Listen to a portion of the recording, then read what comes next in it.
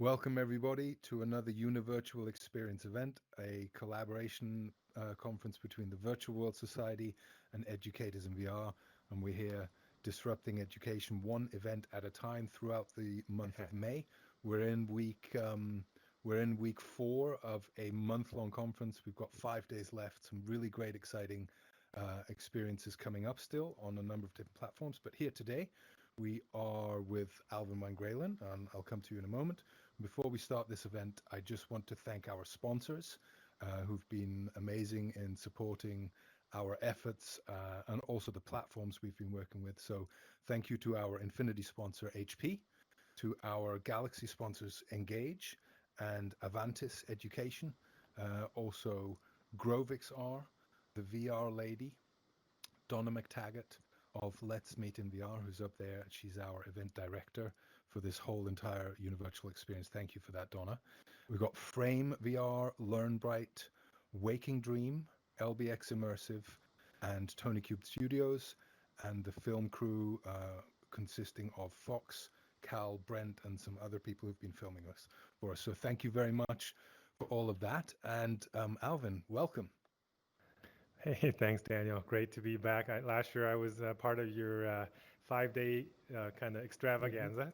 This Yeah, year you've expanded to a month, so that's impressive. absolutely. And you've been doing, you and your team have been doing great work over the last year to really gather that community and share experiences and information. So keep up the good work.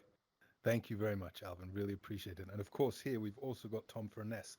And so we're double lucky today. Last week, I think you weren't able to join Tom's panel.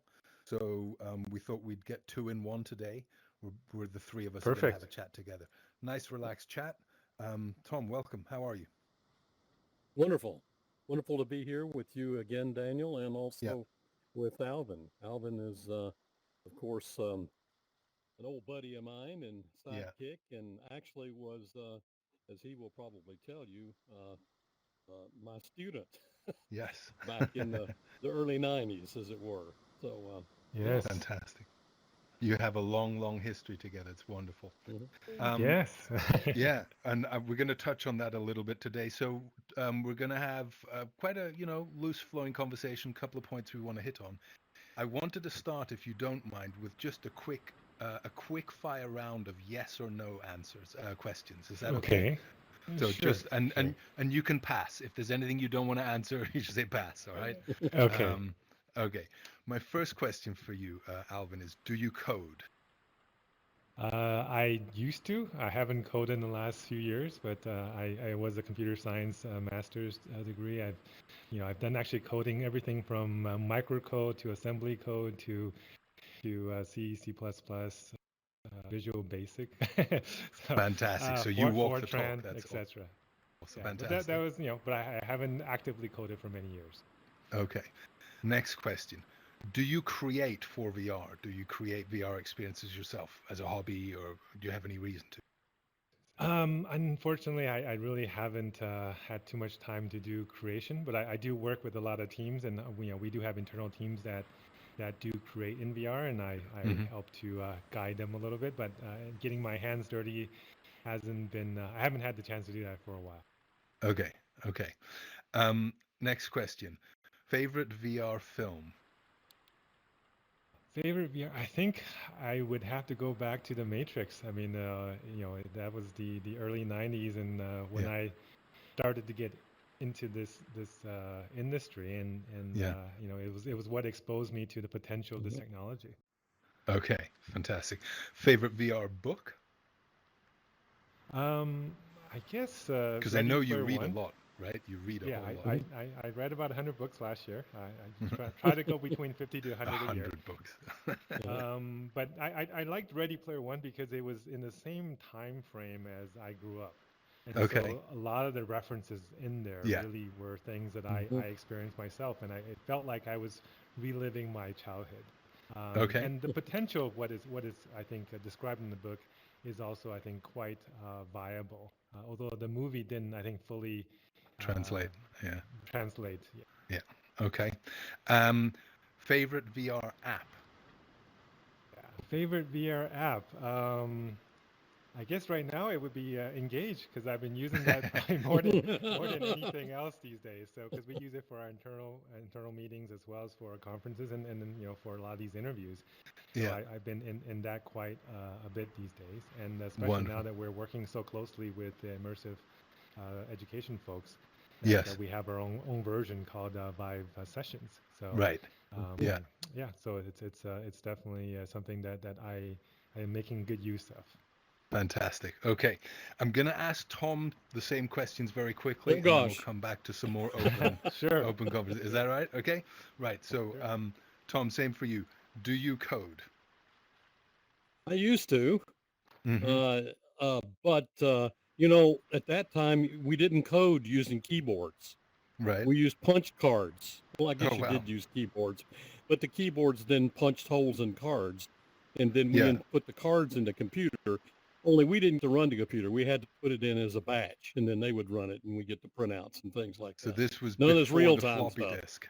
This is before the floppy disk Way even. before, way before. Wow. Yes, Okay. way before. Cool. Yeah, All this right. is we're talking about 1964, 2, 3, 4, something like that.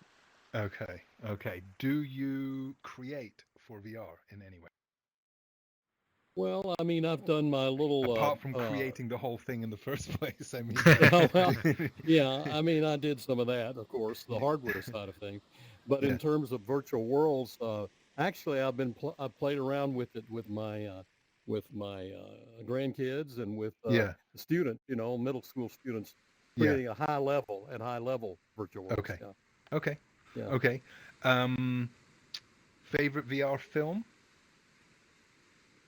Um, I'd actually say a Ready Player One, probably. Okay. Yeah, I mean Um, that I related to that pretty well. I mean, the Matrix was pretty far out too, yeah. and of course, but I think I'll have to go with Ready Player One. Ready Player One. Fair enough. Hmm. Favorite VR book? Fiction or non-fiction? Actually, there was a neat one that was written as sort of a piece of fluff that was Mm-hmm. pretty neat. It was called Virtual Girl. Okay. It was sort of a science fiction book. It's called Virtual World. But then even before that, there Mm-hmm. were there was oh gosh, there was a book written by um, called They Shall Have Stars. It was by James Bliss.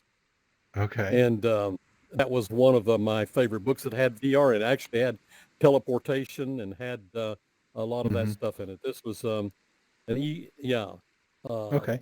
yeah, they have stars. They shall have stars. Yeah. Okay. And Hmm. Finally, favorite VR app? I've got, I loved playing Myst. I don't know if you guys remember Myst Heard when you of it. played it on the, Oh, yeah. yes. And now you can do Myst in 3D and VR. And I've been Uh-huh. having a blast. Going back to that world, I assembled in my head by doing Yeah. everything on a screen. And this is, Uh-huh. 10, 15 years ago. And now I'm there. And I Right. love it. I guess that's my favorite game. Of course, I love Beat Saber and all that kind of stuff, but Yeah. it's Myst, I think, is my favorite right now. I'll have to try that out. Wonderful. Thank you very Yeah. much. Okay, just a couple of quick fire questions there to start us off. Now, Alvin, I know I want to ask a couple of questions kind of more on the personal side maybe, and then we're going to Okay, come and sure. touch on some of the HTC developments a little bit later. But I, from what I've heard you say a couple of times, I take it that you're quite a family man. I think you have 2 daughters, right? Yes, I do. Yeah. And last year, Alvin was at the summit in February as well, and you shared with us advice to your daughters. I've still got that on my wall for my son as well. So thank you for Oh, that. that's great. I'm Yeah, glad you're yeah. making use of it. Mhm. I guess one of the questions I have, I'm a parent, and my son's 12, and he does some VR. But I think a lot of parents, I think a lot of parents aren't exactly sure how to handle technology with their kids, and I think a lot of parents have maybe given up. Other kids are strict. Where do you stand on that line with your kids? In terms of allowing them to play with VR or in technology in general? Technology in general, and then VR as well. Yeah. So my stance is I'm actually pretty open, but Mm. I think as long as it does not interfere with Yeah. their schoolwork Yes. and some of their higher priorities, and I've been fortunate that both my kids have done quite well in school. So Yeah. in fact, both my kids are now going or will be going to University of Washington, and Tom's actually been mentoring the two of them. So. Oh, fantastic. Um, That's It's been a lovely. yeah, blast. so thanks Tom for your help in doing that.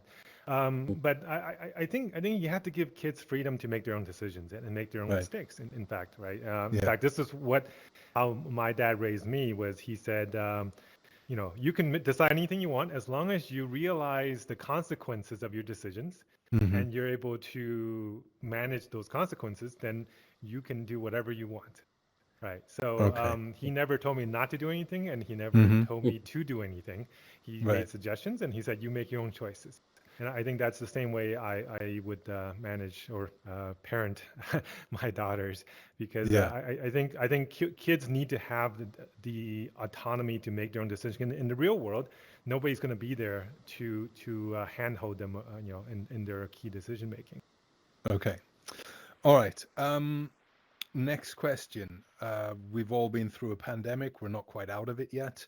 Um, a lot of people were very hopeful that VR would provide a really powerful solution, or that it would be adopted. How useful has VR been for you in the last, let's say, 16 months, 17 months? Has, It's been quite a key part of my work and my personal life. So, we do a lot of our team meetings in VR.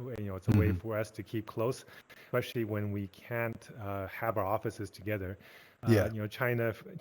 Was one of the early countries to get more recovery into a more normal working life. So for in-country travel, it's Hmm. fine. But I've only been back to Taiwan one time in the last 16 months, and that Right. was when I was transiting through.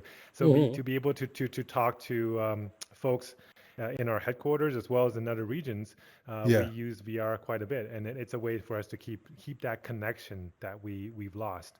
And I Right. think for a lot of our global personnel, it's been the only way that they've had to interact even with people in their own city, because the Right. offices have been closed for a very long time. On a personal level, actually, I've had both my daughter's birthdays in VR, Oh, really? because yes, Mhm. so That's so so great. I couldn't be with them last year, during Yeah. their period of their birthday, because I actually make a promise to them that I would spend our birthday together, because actually Yeah. my younger daughter has the exact same birthday I do. Oh, But really? yeah, so that was That's probably the lovely. best birthday present ever. Fantastic. I um, bet. Yeah. Yeah. but so I wasn't able to be there, but I set up a virtual birthday party where we had slideshows Yeah. and the fireworks and Lovely. virtual birthday cakes and all the things that you would normally do in the real world, and we still felt connected, Yes. even though we weren't physically That's together. remarkable, isn't it? Yeah, Yeah, when you feel connected, do you want to, when I see my son in VR, I just always want to give him a hug. Like, I do. whichever happens, Yes, exactly, yeah. and this is why I actually asked the Dave Whalen from Immersive Tech to add in Yeah. the hugging and the vibration features, because All I right. think that touch, having the Yeah. ability to touch somebody, is Yes. so important in VR. Agreed. I agree. I agree. So do you think that hopefully, fingers crossed, we come out of this pandemic and we find our feet a little bit? Will VR stay maintain the same position in your operations? I think so, and probably more so, Hmm. because honestly, I think people have gotten used to a new way of working, Yeah. both in HTC as well as I see a Hmm. lot of people outside, first moving from physical to digital, and Yeah. then now moving from digital to spatial. Right. So, Yeah. Yeah. and I don't know if you saw last week at our announcement, our V2C event, we also announced our partnership with Accenture. Yes. And the Accenture folks are telling me, and actually also the PwC folks that we're working with, Hmm. they're saying, look, our clients really need a way for their employees to stay connected, Yeah. and they see this as a global trend, Yes. and they're Okay. saying, hey, if I can prevent one business trip or eliminate one business trip, I Hmm. paid for my device. So their return on It investment is sells less than itself, 6 months. right? Yeah, Yes. it pays for itself in Yeah. no time.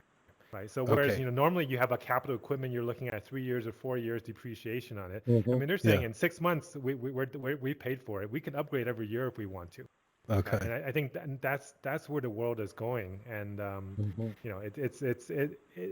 once people get used to the freedom of not having to go to the office every day, I think it's Hmm. hard to go back to the old world. I I actually hear think you. there's a lot of value for being physically together.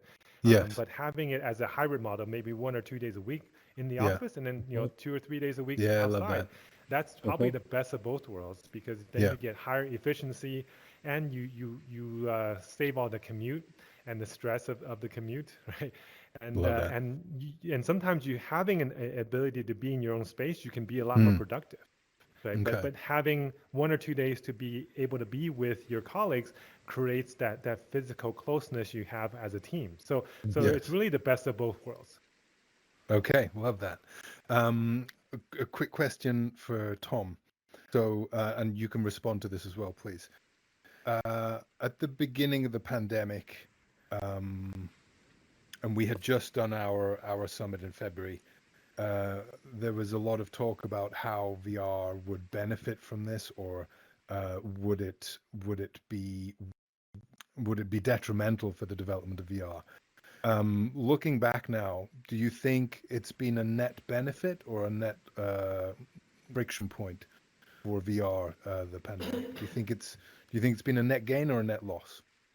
Well, I think that the answer is obvious. At least it is to me. That people are realizing that this is a way where they can go places and still be at home. I mean, Yeah. and Oh, sorry. it has been, I believe, a release for people Mm-hmm. to be able to um, feel like they are um, back to the spatial thing. They're able to go have experiences, go to places without having to physically go out of their house and be exposed to the Yeah. virus. Yeah. And so I think, though, one of the things that really impressed me, I think even before the pandemic, is what happened in your summit, Mm-hmm. in the Educators in VR International Summit that Alvin mentioned earlier, Yeah. and what happened there. That would, to me, was like Woodstock. Woodstock was something that happened when I was growing up, but it was Yeah. a happening, and that people didn't realize what in the world they had done, what you had done, and everyone gathering from all over the world, and the people I got a chance to meet, the things that we did over that 6-day period, 24 Yeah. hours a day. It was after that everybody was saying, "We'll never go back."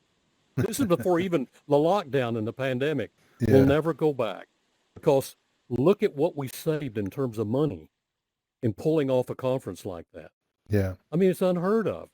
And instead of what was it, 1.5 million pounds of carbon that was created, we had a few hundred pounds of carbon.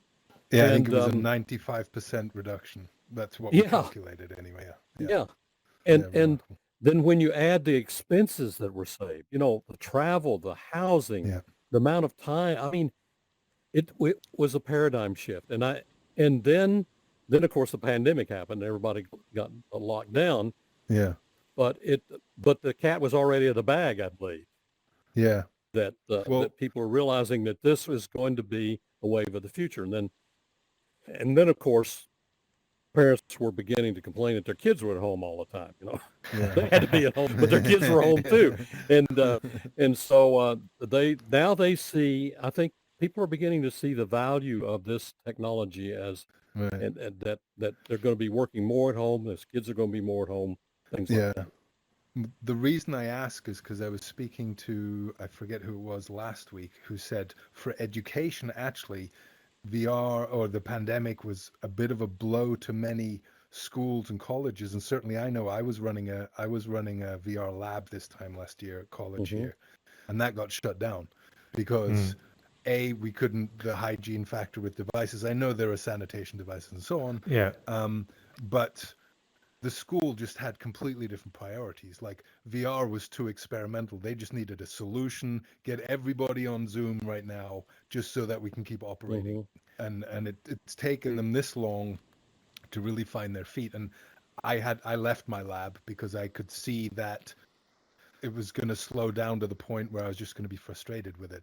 And I think a lot of colleges are maybe now starting to come back around to it. I mean, some very forward-thinking colleges and universities have really embraced it. And for example, tomorrow we're meeting Matt Hazel from TriPoint Lab and Stanford Medical Summer School, I think. We're doing an experience with them. They've been really innovative. But I think a lot of schools and colleges have taken a hit with regards to their immersive program, just logistically. What do you think? Yeah, well, I mean, I think it's educational institutions in general are taking a hit because, I mean, when people are not in the physical schools, you know, they can't use their old systems.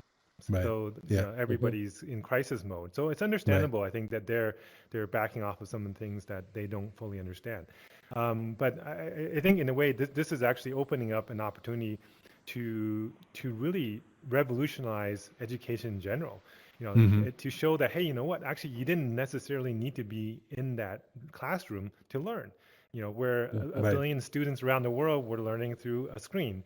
Now, a screen that you can be inside of is even better than a you know, 14-inch or 15-inch screen that's in front of your laptop.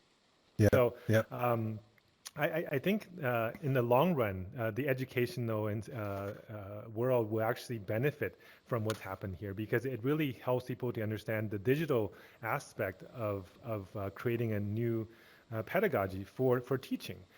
Even though I think video-based teaching still isn't that effective.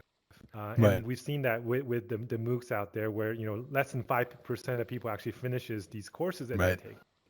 But when you're forced to do it, where it's part of your core curriculum, then you have to finish it because otherwise you don't get your degree. It's not an optional course, right? But then having an immersive world where you're part of, then you actually want to be there instead of tuning out, right? Because what all the studies are showing, essentially within about 10, 15 seconds of a video starting, the student have drifted off to looking at their phones or something else if their screen's not turned on, you know, or so they're not paying as much attention. But when you're in VR, you really don't have an opportunity to look at anything else. So that ability to focus, and we've done, you know, a lot of studies, as you know, in our labs here and in the work that we do with a lot of the academia, where we show that it's 5 or 6 times better focus when you're in VR, which leads to, you know, 2 or 3x better learning and better retention of that information. So you know, we really see the potential of this technology to change how schools will behave in general, and I think it also makes high quality education available to a much larger audience, right? When you're forced to be in a physical room, you can only have 30 or 50 or maybe a couple hundred people in a room. Right. And that's not enough. If you have a great teacher, how can we share that great teacher with 1 million students? And that's through something like what we're doing right now, where, you know, right now we may have like 20 or 30 people here, but it could easily be a million people if we wanted to tuning in. And then you can have recorded content as well. Here in Engage, you can have like recording avatars, you can have content recorded and experiences. Absolutely. So absolutely. Yeah, I have a lesson about that too. Say again, please. No, I was just thinking that the V squared, what was the VE squared 2 or something like that. The conference that was V2EC. V2EC. There you go. V2EC. You know, where Alvin got a chance to present, and as well as other people from HTC, and I went back there several times. I went back. I was just there in the world, experiencing it again with Alvin talking about this, even though I was there when we did it to begin with. And it was fantastic. I mean, it was like being there again and experiencing it again. And that we will have available to us in these recorded worlds. That it's not just has to be in real time like we're doing now. It can be, we can have those recorded experiences of being in the place. And it's so much more, I guess, immersive and interesting than watching a video, right? If you watch a video recording, you're looking through a window at another world. Right. Whereas But if you watch a recording in VR, yeah, you're actually opening the door and letting people walk into that world. Mm-hmm. And you, and and the memory you create is so much different. I Mm-hmm. totally agree with you, and I've done it. However, I think what I find is interesting is like people don't even understand how to watch a spatial recording. It's just so new. Like, Uh-huh. I mean, anybody who knows VR a bit and can load a recording, yes, they understand it. But if we tried to explain, or we brought somebody who's never done VR Mm. and we Yes. said, this is recorded content, watch this, I think it would Uh, be so new that it's like there's a period of adjustment to Yeah, really understand the like 5 medium. minutes. maybe only 5 minutes. Yeah. Wow, this is cool. I get this. Okay. Yeah, maybe. But then you start looking around and wandering around. It's like, hey, this is really cool. Yeah. Yeah. So Maybe. Right.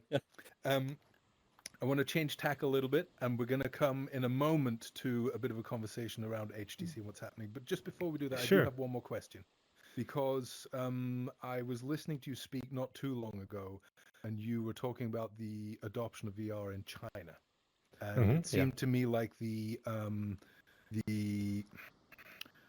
the profile of adoption was different in China than it is in the West. And I wanted to ask you Yes. about that, and if there's anything we can learn from each other in that respect. Is there anything that's working particularly mhm. well in China that really would help the Western ecosystem, and vice versa?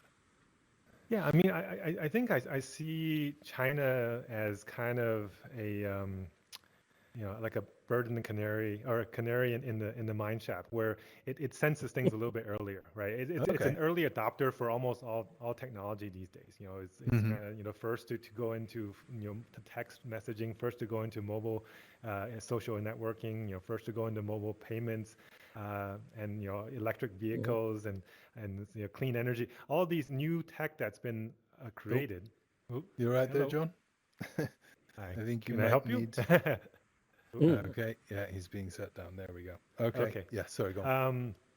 So VR is just another technology that I Yeah, think are going to be these transformational technologies that are affecting our world, and China's adopted it faster because it does just everything that can give a market a competitive edge.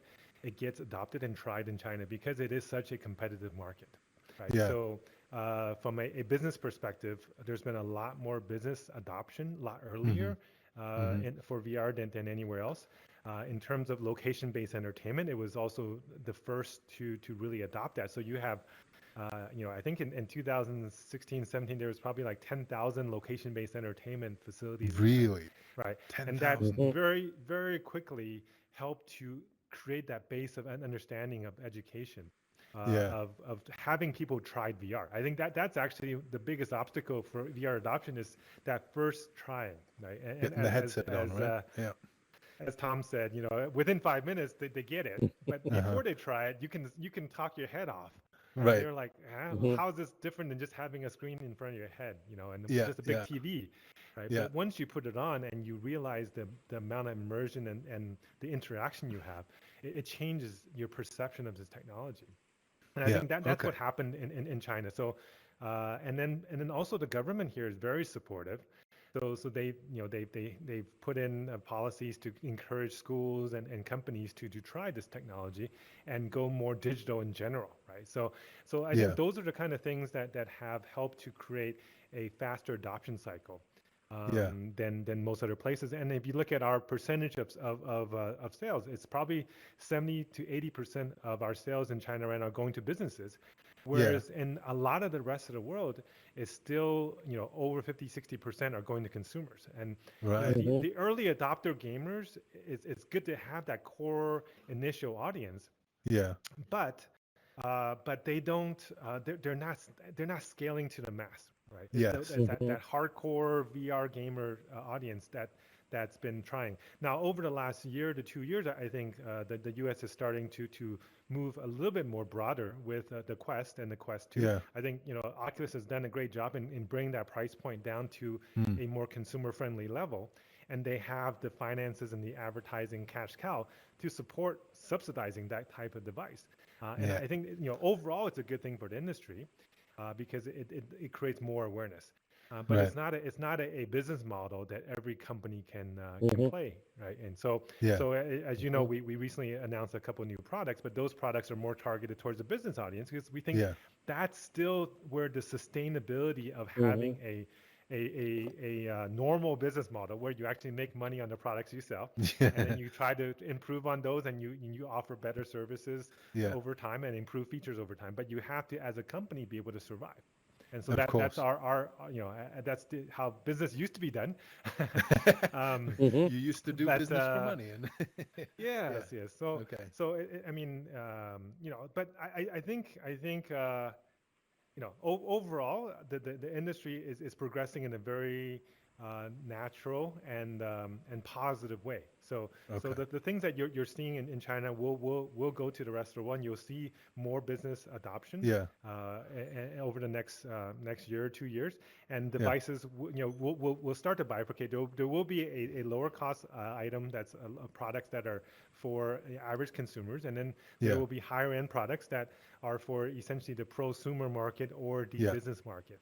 Right. And Right. and just like you have kind of high end PCs and low end PCs, just like you have economy cars and you have luxury cars, right? Right. Both are needed because the requirements of the two markets are a little bit different. Excellent. Okay. All right. Yeah. So let's talk a little bit more about your devices because you've just was it last week only or 2 weeks Yeah, ago it's now? just I'm not a sure. week and a half ago, so A very week and a very half ago, recently. exactly. Mm-hmm. Congratulations on the big release, and I really Thank you. enjoyed. I enjoyed in the build up to this launch on because you're quite present on Twitter and so on. I think LinkedIn, and there was a little bit of a to and fro between Oculus and HTC. I really enjoyed that. You seem to have a healthy relationship with competition. Would you say? Yeah, I mean, I think at the end of the day, it's too early for competition, right? The Hmm. market is still emerging, and there's no reason for us to cut each other down. At the end of the day, we need to help the entire industry survive and to Right. grow and to mature.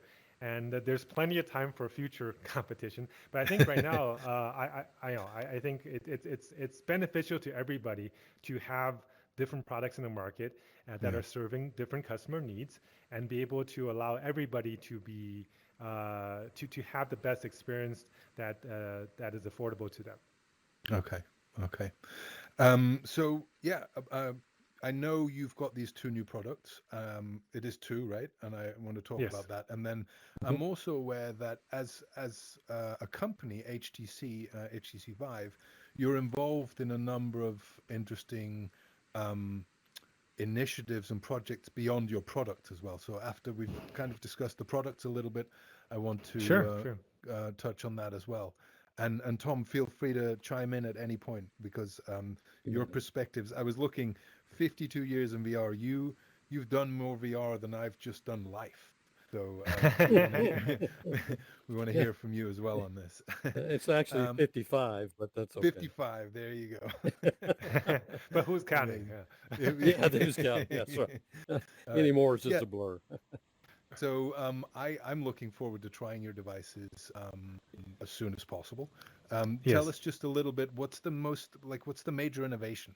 What's the biggest Well, leap? I think there's two major changes in this device that I'm really excited about. One is, of course, the enhanced visual quality, right? You're Hmm. going from a 2.5K device from the prior generations to a 5K device, right? Yeah. So you're Yeah. essentially the concept of screen door effect. You don't have to worry about it anymore, Right. right? The ability to read text on the screen Hmm. used to be a real difficulty. I think Yeah. that's actually quite comfortable now. I've been using these devices fairly quite a bit recently, Hmm. and I have to say that I can pretty much replace my normal monitors with it and feel comfortable. Now Wow. and then also the wider FOV, so I actually Hmm. don't feel like I'm looking through a tunnel. I think Yes. that's something Mm-hmm. that a lot of first-time VR users will be like, "Oh, this is great, but I wish I wasn't looking through that tunnel." Now Right. Mm-hmm. you're going from What is the some of FOV?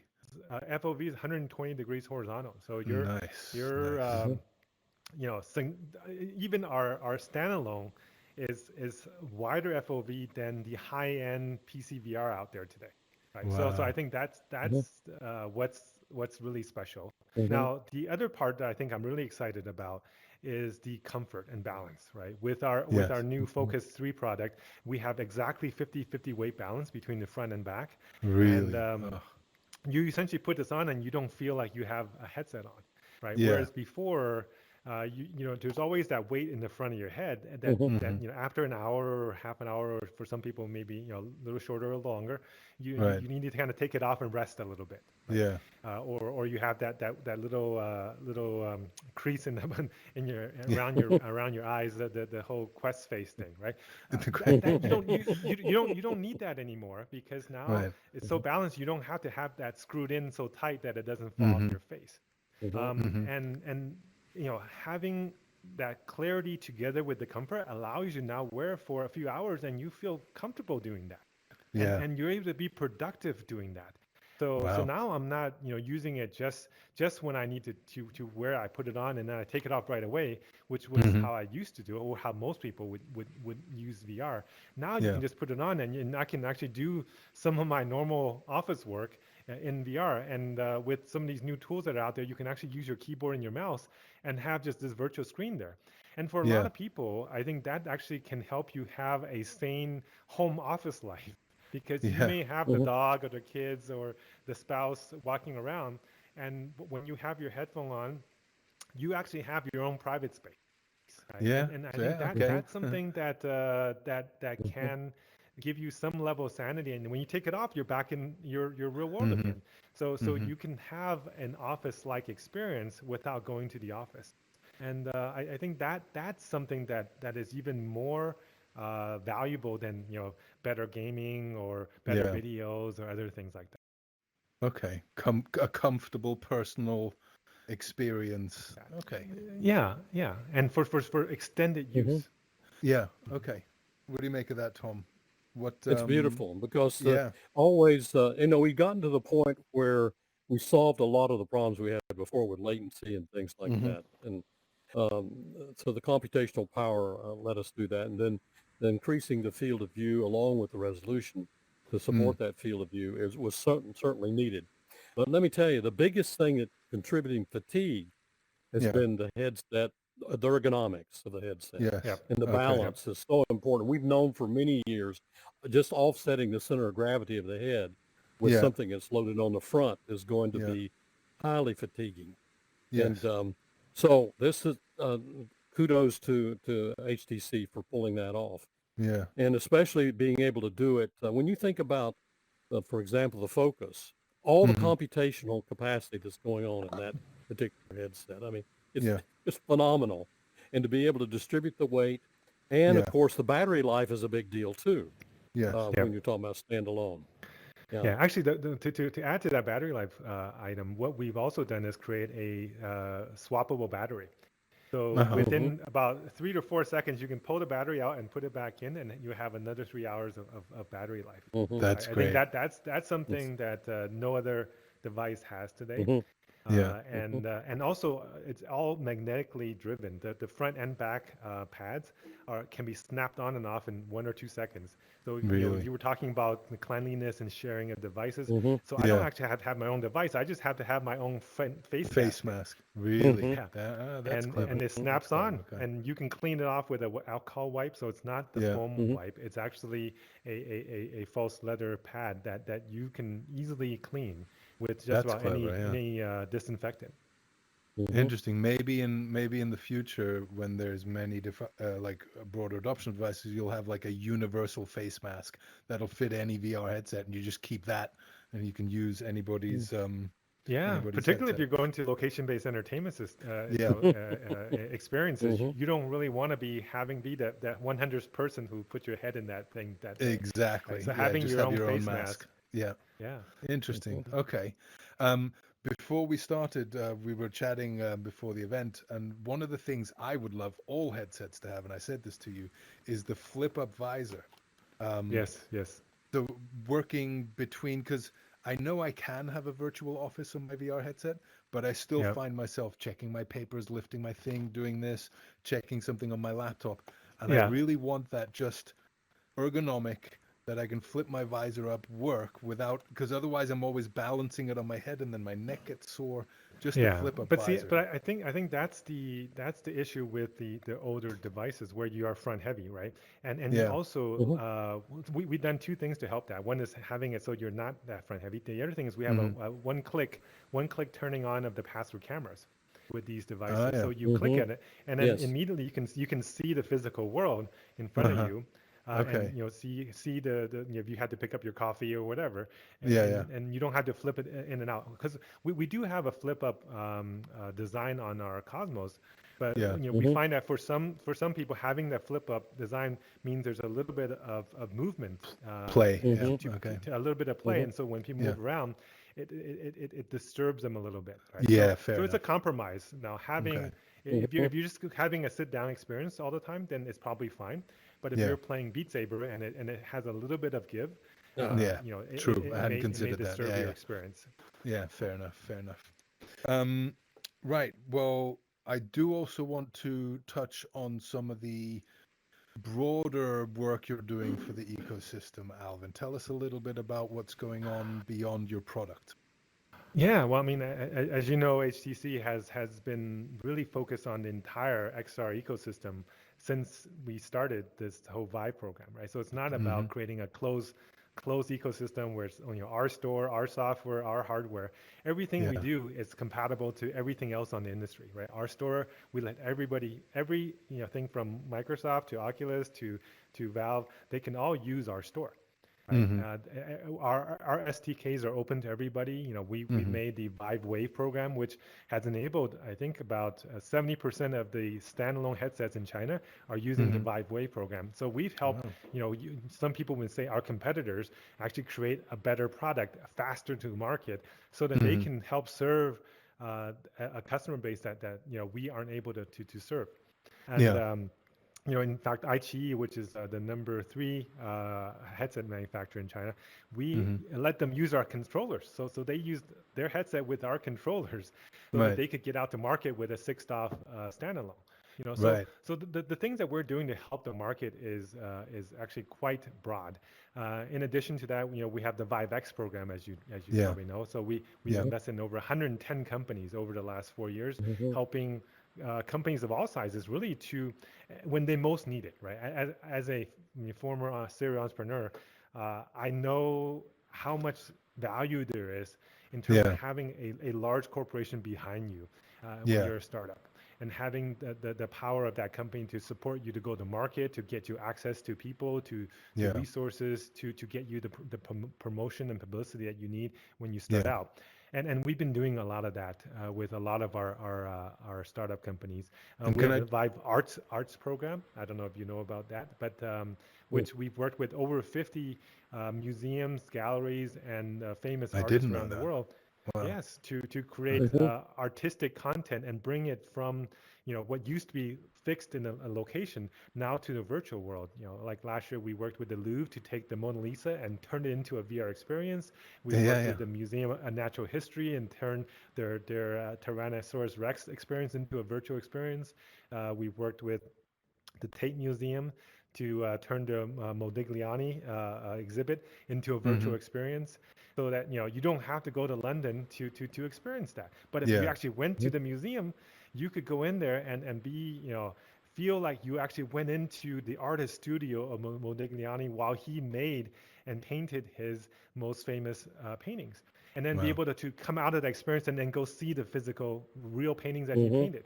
And that connection is it's surreal. It really is surreal, because you can see the little cigarettes with the smoke coming out of it, and you're like, oh, I could see him being in the studio doing his creation, and then to see the half painted picture of the art that was there, and then be able to see the fully painted one when you got out, right?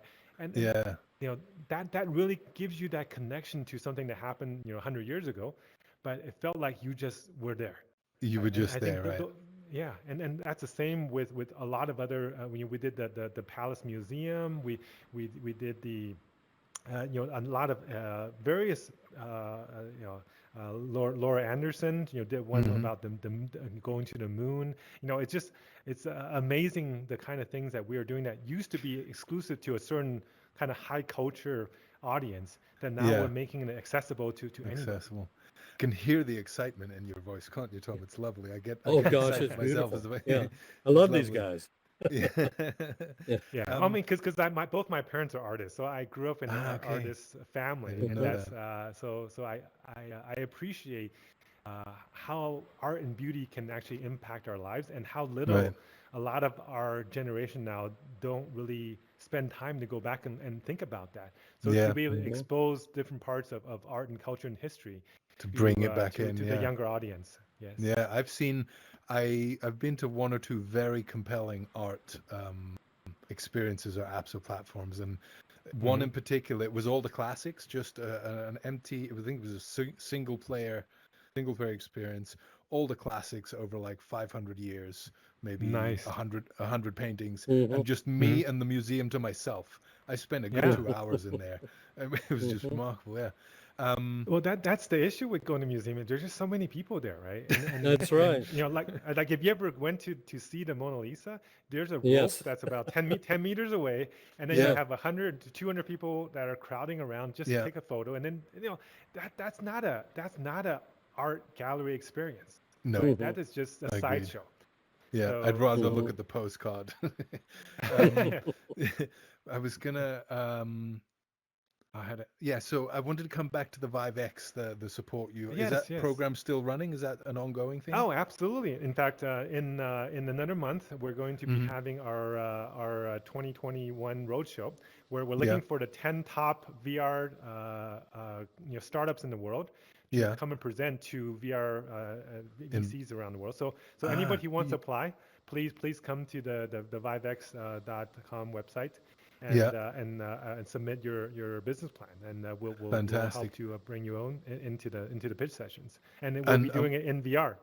So fantastic. VCs I'll can watch from mark it on anywhere. the calendar. Wonderful. Mhm. And what are kind of the criteria? Is there a particular kind of type of startup that you're looking for? Is it like hardware, software, platforms, anything in particular? Yes, yes. Well, I think you know we're at a point in time, I think, of this industry where it's really about to take off, and the key kind of hardware players are already there. I think it's very hard Mm-hmm. for a startup to go and say, hey, I'm going to be the next Oculus or the next Mm, Vive. But I mm, think it's a great time for solutions providers, mm-hmm. for accessories providers, Mm-hmm. Mhm. for content, for game Mhm. providers, for tools providers. So all the things that are going to be needed to make this ecosystem full, right? Yeah. Because once you have the hardware there, now you just need to fill it up with all this content, with all the tools that people are going to be using every day. Just like the iPhone created this whole app industry, right? Yeah. And you Mhm. have millions of apps now. Yes. We're going Yes. we're going to have millions of VR apps very soon. Right? If you Very think soon. about it, Yeah. everything that's been successful in the phone or on the PC, there will be a version of that in VR, because VR will Mhm. be your computing platform going forward after the Yeah. next few years. There's no reason to go back to a flat screen. Yeah. So Yeah. so Mhm. just think about how can you leverage that new platform to create an experience that solves whatever problem you're solving today as a software developer. Mm-hmm. How can we solve it in 3D better? Very Mhm. interesting. Very interesting. I want to just share something with you, and I'm going to try and I've tried a number of times to formulate this idea, and I'm not sure I ever did it justice. But you know how the mobile phone has this one device has absorbed the calculator. It's absorbed your calendar. It's absorbed your address book. It's absorbed like all of these Yep. real world things we used to have become digitalized, right? Yes. And I have this theory, or I have this question, I guess I'm wondering about it, whether that same thing will apply to the extent where experiences get absorbed. So let's say with a family you go to a amusement park, right? But the amount of amusement we can get out of a VR headset now, might that make a VR park redundant when we can do it in VR? It's a little bit. I'm not sure it will happen, and some things will remain, of course. But I just wonder, shopping, we could do that in VR. Will shopping die Yeah. out and we'll only do it here? Like you're talking about the office.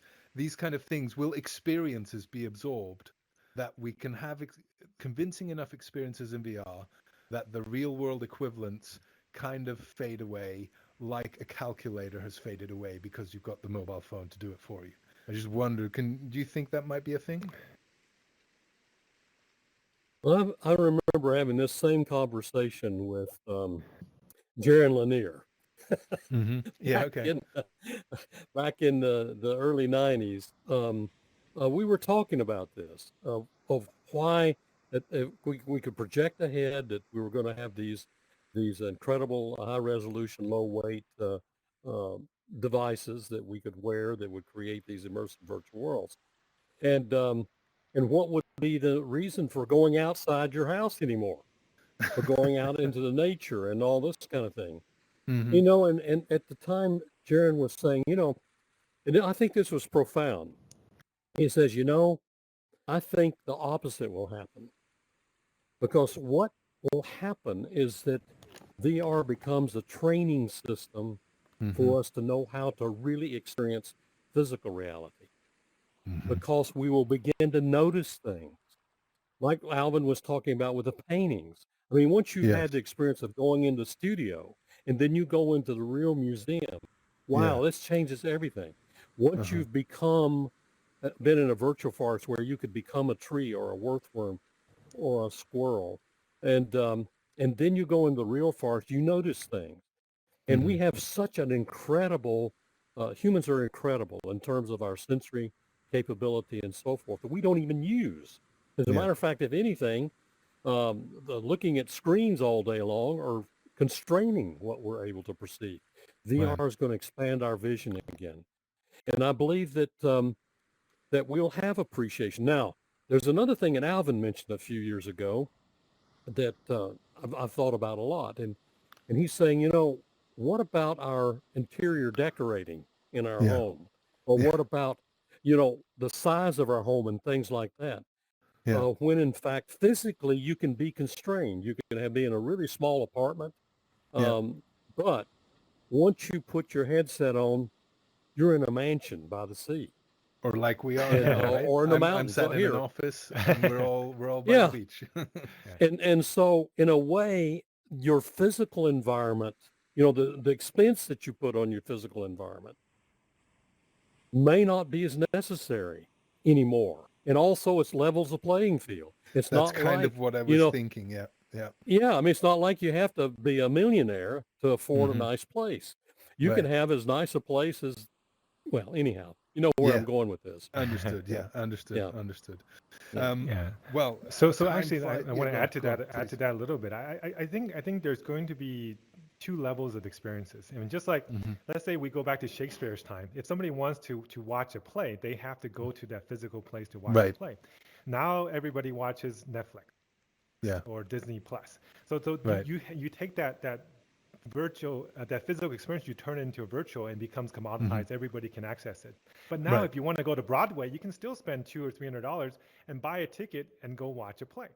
So Hmm. so I think that the physical experiences will become a luxury, but we Yes. can still let we democratize experiences that weren't accessible before Yes. Yes. to Mm-hmm. anybody, right? So just like Yes. Mm-hmm. to go to a concert, maybe you go once a year to a concert, but now I can maybe go to a virtual concert every week if I want Yes. to, and without the cost of having to get on a plane or go wait in line or all those Yeah. other things. But I felt like I was in the front row, right? And Yes. that's something that I can't get if I wanted to get a front row ticket at a big band, it's just hard to get, Yeah. right? But Agreed. now Mm-hmm. I can be there and I could feel like I was there.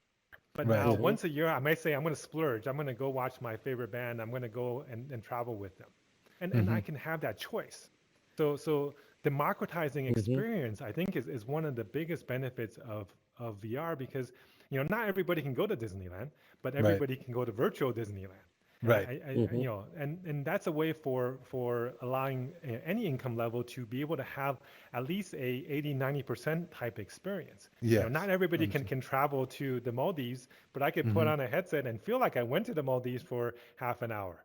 Right. Right. Yeah. And that Understood. and what they've done is actually they've done a lot of studies that show when you do that, it actually gives you almost the same level of relaxation Mm-hmm. as having taken a vacation. You know, just being around on this beach and seeing Mm-hmm.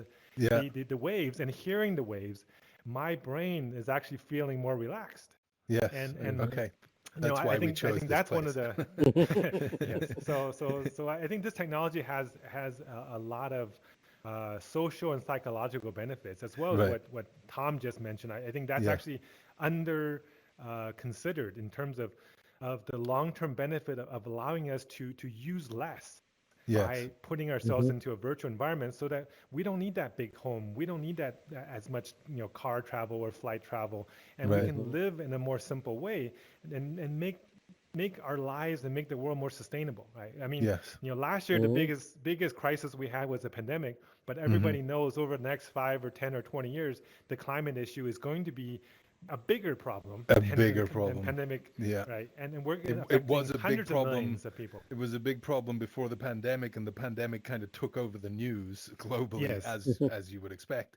But we haven't solved the climate crisis yet. We haven't solved it. And We in have to fact, come back. what's scary is that the fact that essentially nobody traveled for a month or Mm-hmm. for many months, and Mm-hmm. the CO2 Mm-hmm. reduction was only 5%, right? It was I only remember 5%. being really surprised by that. Yeah. Yeah. So that means that, you know, we really need to change our lifestyle. It's not Right. just saying, okay, I'm just going to recycle a little bit more. I'm just going to, you Mm-hmm. know, travel a little bit less, and it's going to solve the problem. It's not going to solve the problem. Yeah. We have to change our mindset. You know, do you Yeah. need a 5,000 square foot home? Probably not, right? And do you need to make that business travel trip, or, you know, all these other Mm-hmm. things? Do you need a big car, a big, you know, SUV? Probably Mm-hmm. not, right? Yeah. Yeah. And Yeah. so a lot of things that, you know, that we could, like right now in China, everybody uses like an Uber type service now. A lot of people who used to want to, you know, have a car now is just saying, hey, I can go anywhere and just have that shared car. So instead of having a car that's produced and sits around for 97% of the time, you know, in a Mm-hmm. parking space, Yeah. it's being used properly, and there's less cars around. And that's exactly what I was trying to kind of allude to, is like this idea that that this device has the potential to make real world objects redundant, or at least massively reduce the need for it, right? I know I can fly anywhere in VR. I'm less likely to fly a plane. I know I can work from home in VR. I'm less likely to drive a car. And a knock-on effect over Exactly. the next 5-10 years, I wonder how big a thing that will be. I want to make one last comment, but we've got some lovely friends and guests here as well. I want to allow them to ask a couple of questions. So get ready if you have any questions. Last thing I just want to say, um, Jeremy Bailenson wrote a book called Experience on Demand, and the title really stuck with me, as did the book. But I was thinking about this concept of the Internet of Things, how everything has a sensor and is connected and trackable and so on. And I remember thinking one day, VR is like the Internet of experiences, because like the spatial computing, once that really rolls out and websites, you think how much content is available on the internet as such. Add spatial computing to that, and let's say even half of it only becomes spatial content in some way, shape, or form, then the amount of experiences accessible and spaces and locations experience, if half the internet was spatial, that would be an internet of experiences I can't even get my head around. And with kids and creators generating all of these things that we can't even imagine what a generation of kids and creators is going to get Mm-hmm. up to with spatial content, um, with spatial computing. So yeah, I'm excited for the next 5 and 10 years in this industry. And having said that, we've got some wonderful guests here, and we're already on time. Time flies when you're having fun. But I do want to invite people. We got Joe here, who was on Tom's panel. We got my good friend Jay. Mm-hmm. We got Chris and Mada. Joel's just joined. So now's your time to, and Donna, of course, is with us up here. Now's your time to ask these two heavyweights in the industry any question you like. Don't feel shy. I've got more questions if no one else has. Oh, yeah, we got Jay here. Lovely, yeah. You'll unmute yourself, he's Jay? muted. Yeah. I'll see if I can help you with that. There you go. Should be all right now. Hi, guys. Yeah, great talk. Alvin, quick about the Vive 3. Will it support the NVIDIA Cloud XR platform at launch? I think we've been working with them on the cloud side for a long time. And, it should support it, but I don't want to confirm that yet. But I know that we've optimized our connection with them on the direct connection for the Pro 2 for better resolution, and let me go back and check on that. But I know we've been working with them on our prior platforms, so I would expect that it should be compatible. Because I was thinking, because it's got the Wi-Fi 6, so it'd be a great way to stream OpenVR content directly to the headset. Yeah, so we do have a wireless streaming solution coming out fairly soon for PC VR streaming. At launch, we'll support wired streaming, so like the Oculus Link. But within the next few months, we expect to have the wireless streaming coming out. Excellent. Thank you. All right. Anyone else? Over here. Yeah, Joe. Joel? Yeah, hello everyone. Can you hear me? Yes. Yeah. Excellent. Yeah, so very nice to be here. And yeah, thanks Alvin for coming here for this fireside chat. And yeah, I would like to ask you, like, what advice would you give to new people that wants to actually start a project in terms of startups in the VR industry, in order to first create a team with synergies that can actually grow up exponentially, where there is actually a good integration between the different team members, and at the same time finding also mentorship in order to actually give a good direction to the project?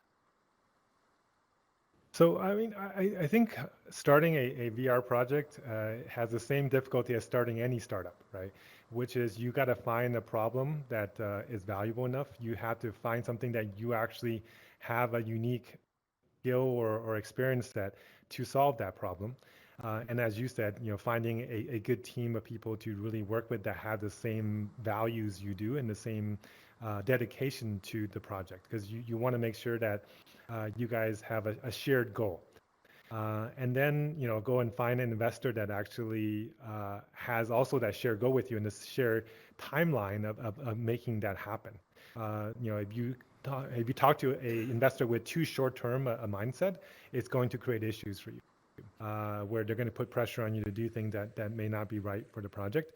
But at the end of the day is, solve a problem that you understand, and solve a problem that you actually care about, that you will focus on for a while, because everything worth doing takes time, and it takes a lot of effort, and there will be a lot of challenges that go between starting and success.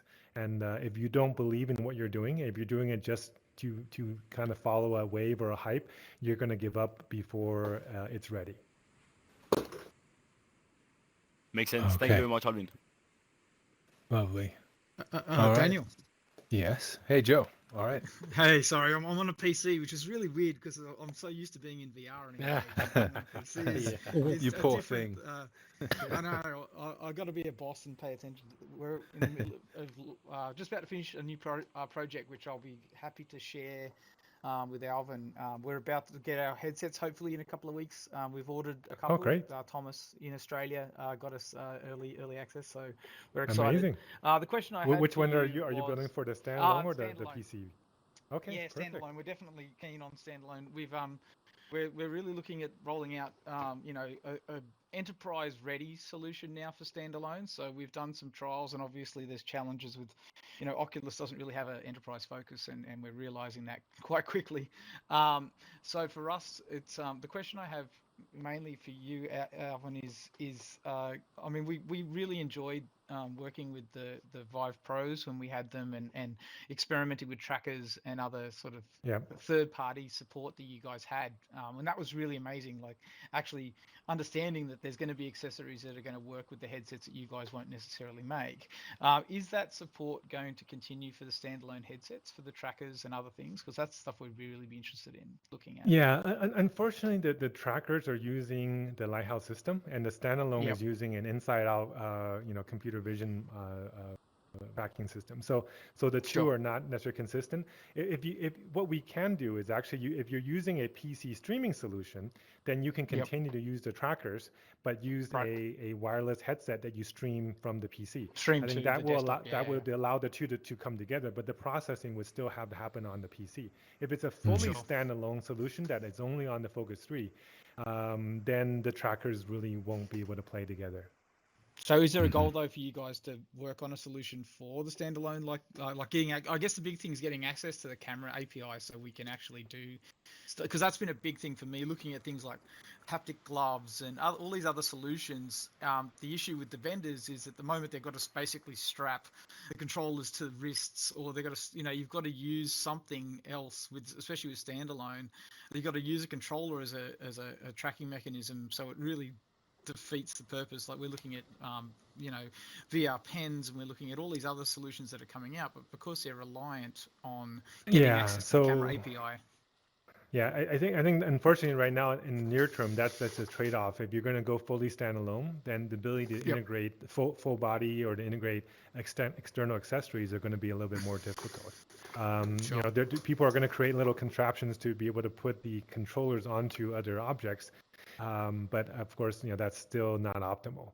I think that's something that you need to balance in terms of what's needed by your customers, right? If they want the full realism or they want the convenience of a standalone. Sure. But again, Okay. if you are able to have a PC VR as the computing option. mechanism, then you can combine the two. Yeah, no, be an experiment we'll definitely look into. So that's cool. But yeah, it's definitely excited. I mean, like having competition is hugely beneficial, and you guys look like you've taken the time to do a good headset. So we're excited to get our hands on it. Thank you for the encouragement. All right. Well, any last questions? Otherwise, I'm mindful of people's time as well, and Alvin's time and Tom's time. I really enjoyed the fact, Tom, that you joined us for this. Alvin, I want to thank you. You were supportive of our summit back in February. At the time when I wrote you an email, we were very unknown as educators in VR, and I felt very brave writing an email to Alvin Wang Graylin, and I thought, well, I'll just send it off and move on. And you were gracious enough, as was Tom and the number of other speakers, to support us back then. Your support then really helped put us on the map, and you coming back this year is wonderful for us as well. So thank you for the work you're doing for the ecosystem. Thank you for the products you're developing. Thank you for teaching him what he knows, Tom. Everything I know. He's teaching me now. I'm the student. And it's interesting, by the way, for everyone's, I don't know if you know that, but here you have 3 members of the board of directors of the Virtual World Society. There you go. Sitting together. Yes. So, yes. We're in love with educators in VR, and we have a wonderful partnership. And of course, Daniel sort of spreads one foot in both places, and yes. We love having that. But Alvin has certainly been a spokesman, and I love the way that he talks about his the other colleagues he has, the other companies that are in the business. Yes. That the whole idea is to help each other, because what we're trying to do is build a community of users, an industry, and right now we want to help each other, and probably in the long term we want to help each other. Yeah. And that's to me is the difference we see now, and the kind of spirit that VR is bringing to it. And one of the other things that is really encouraging is the women. How many women are involved now? True. And girls, and they realize they can do it too. They own this just as much as the men do, So More That's of good. that, please. Wonderful, wonderful. Yeah. Well, So thanks, Daniel, for organizing everything and for all the great work that Mm. you and the whole team at the educators have been Mhm. doing for this community and for Yeah. the educators at large. So, thank and you. thank you, Tom, Yeah. for all your contributions Yeah. over the last 5 decades and Yeah. all the people you have helped to lead into this industry. Indeed, indeed. Okay. Well, with Thanks, that, everyone. yeah, thank you. We're gonna close the event. Thank you again to my lovely guests, to you for coming, to Chris for your support as always, to Donna, our event director, to our sponsors, and the community. For me, this is the best job in the world right now, and you'll be seeing more of us. We do have 4 or 5 more days of content left, including some really nice. Oh, I can share a little something as well. We have a closing ceremony on Saturday in Engage with a party, Mhm. a very unique party. So please don't miss that. And we have a closing ceremony in Altspace on the Sunday. And we have some, our sponsor HP has given us some headsets to raffle off. So there's going to be a Mhm. raffle on Discord, and there's going to be a live giveaway in Engage of 2 HP Reverb G2 headsets, which is going to be great fun as well. So keep a lookout for that. And with that, we're going to close the event. Tony, you can stop filming. Thank you very Mhm. much. All right.